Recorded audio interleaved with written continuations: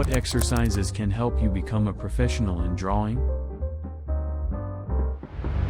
Actually, I say like this is a language. It is if you have somebody who can help you, like model, or maybe somebody acquaintance can stand, and you will draw him from real life, right? Yeah, if it works for you, that will be good.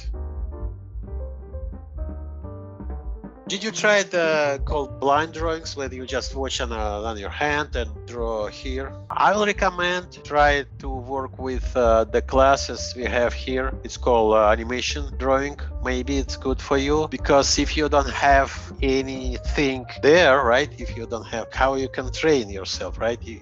If you don't have it, I recommend to draw everything, almost everything. Like I said, I have here. See, I have a kind of dinosaur, right? Maybe model.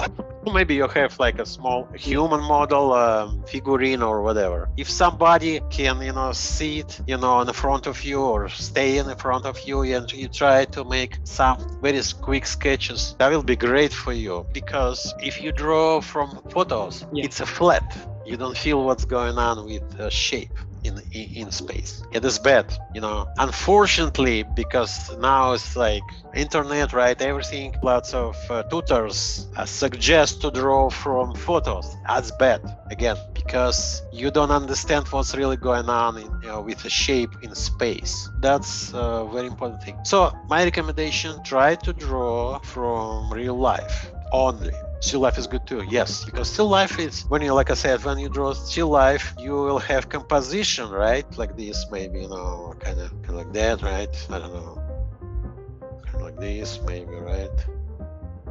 And you feel where and the space between them, right? And I don't know, maybe flowers, whatever. Yeah. It's even simple shapes which is help you to feel really what's going on, plus it's in the perspective, right? It's in perspective on a surface, right? Yeah, I will recommend this. I will really recommend this.